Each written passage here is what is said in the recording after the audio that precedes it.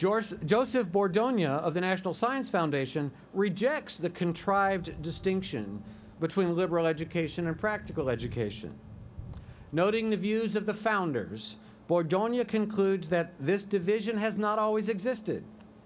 Both education and engineering have deep roots in our history as a nation. Thomas Jefferson and Benjamin Franklin, each in his own way, recognized that discovery and innovation are the twin pillars of a democratic society.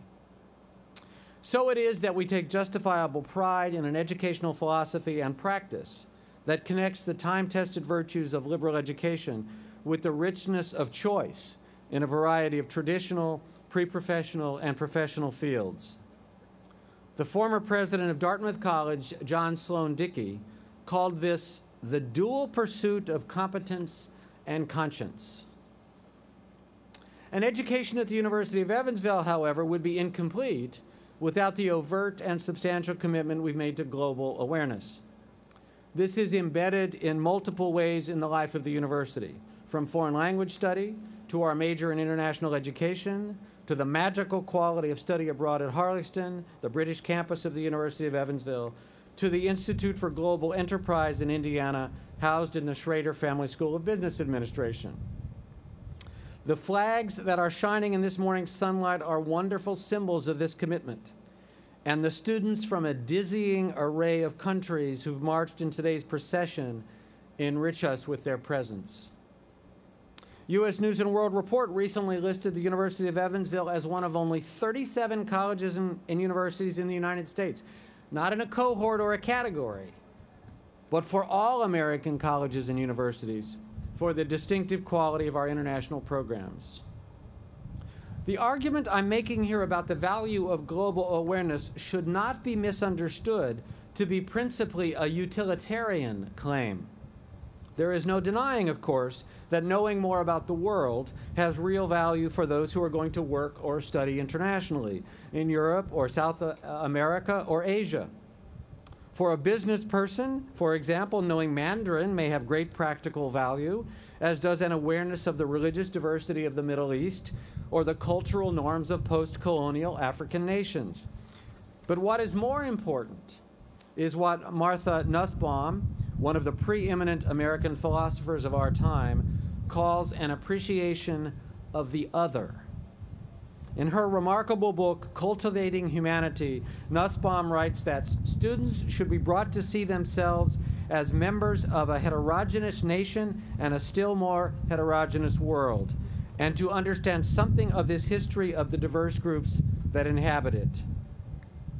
Further, she says, the humanities and arts cultivate the ability to empathize with others. In short, she argues, we demonize others in part because we too often think provincially and are unable to see the world as others see it.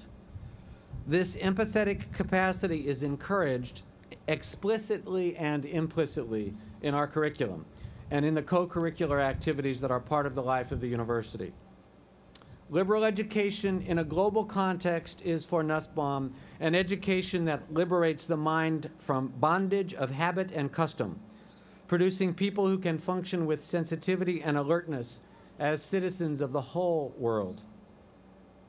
In sum, the University of Evansville embraces an institutional philosophy that is both timeless and yet still dynamic, producing an educational experience that is grounded in the most traditional sense, but is as current as the latest developments in archaeology, electrical engineering, or economics.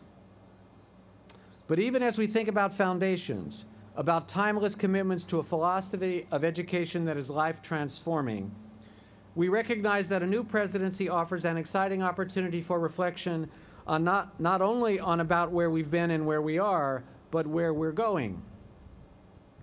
My crystal ball isn't any clearer than yours, perhaps, but I spent a good deal of time in recent months trying to assemble the UE mosaic with an eye toward identifying the path that UE might take in coming years. In this endeavor, I've been helped immeasurably by a campus and civic community anxious to share with me their views of the university and where it ought to go. One delightful encounter was quite revealing about what this university means to Evansville. A few days after my arrival, I was on the phone with a young man from the cable company trying to order new cable boxes. We spent a few unsuccessful moments trying to find the records for the installation in our house. I then realized that the problem was that he needed to look up the records for the University of Evansville, not by my name, since the house is owned by the university.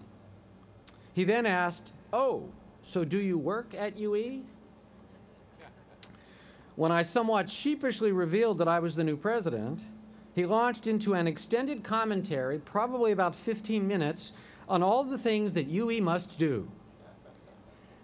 Though somewhat surprised by this change of course, turns out he's not even an alum, though his parents have gone here, I was very impressed with one thing. UE mattered to him because he was an Evansvillian and he knew at the most basic level that the fortunes of this university and this community are interlocked. And this truth has been reinforced many times over in my conversations with faculty, students, staff, administrators, alumni, and members of the Board of Trustees, as well as residents of Evansville and surrounding towns and cities. Though I'm still learning, and certainly always will be, it seems clear to me that UE must do a number of things to achieve its ambitious aspirations. What follows is not an exhaustive list, but I'll touch on goals that are especially important if UE is to become an even stronger place. First, we must build a more substantial resource base. Our endowment, which would be envied by many institutions, is still insufficient to support our ambitions. Moreover, we must make the case that a UE education has great and lasting value, whether for a prospective student or their parents, the officer of a foundation, or a potential donor. Expanding our resource base will require, among other things, that we become better known. Modesty is a wonderful character trait for an individual, but at the institutional level, we cannot be reluctant to let the world know about our strengths. We have a remarkable story to tell, and we must tell it energetically and compellingly. Second, we must build stronger connections with alumni and with the Evansville community. Our alumni must see UE as a lifelong resource, not just as a 4-year segment of their lives. We can do a better job of ensuring that our graduates see UE as a resource long after they've left the university. We can also ensure that the remarkable intellectual capital represented by our faculty is shared more intentionally and frequently with the broader Evansville and Southwest Indiana communities. Our intellectual resources are deep and wide, and we have an obligation to make them available to those in Evansville and its environs. Third, we must become even more global. As I've noted, we have a long-standing and impressive commitment to global education, but we must look for opportunities to expand this emphasis, especially in Asia. The global impact of China, geopolitically, economically, environmentally, is one obvious case in point. We'll have failed our students if they don't learn more about this Asian behemoth, and in general, about how America's destiny and that of the world are inextricably intertwined. Fourth, we must become more sustainable. We simply can't continue to rob future generations to satisfy our current wants as opposed to needs.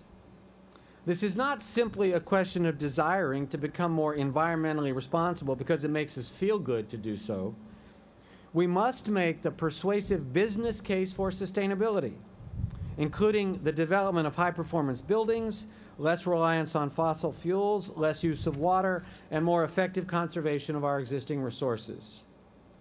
Moreover, our curriculum must ensure that our students understand the dynamics of natural resources and consumption, where we get our energy, how it is used, and how their activities leave a footprint on the planet. It is the smart thing to do, it is the responsible thing to do, and it is the right thing to do.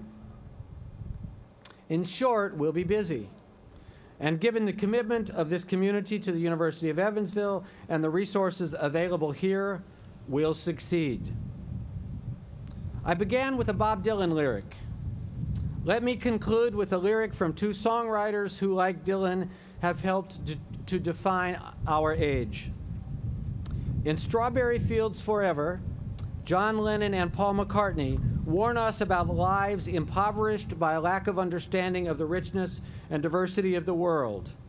Many of you will likely recognize the lyric, "Living is easy with eyes closed, misunderstanding all you see."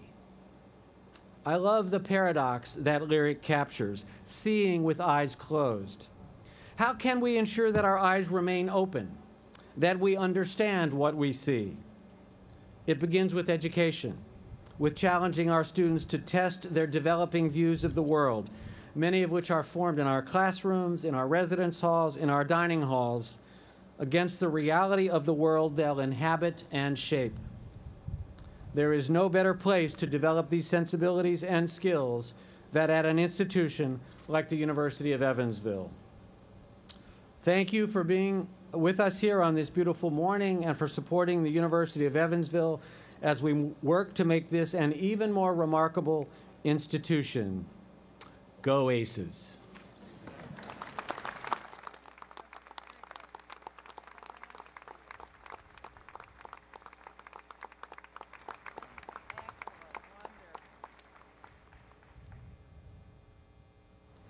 As you are able, please stand as we sing together to face the future unafraid.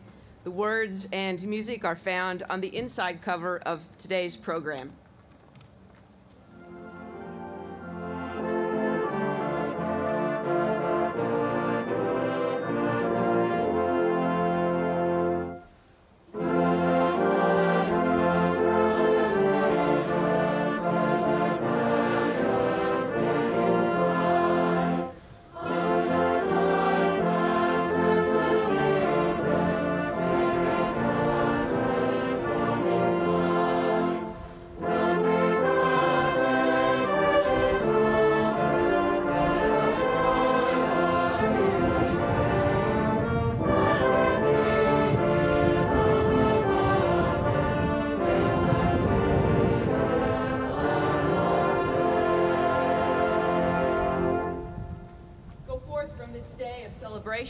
And serve the God of surprises.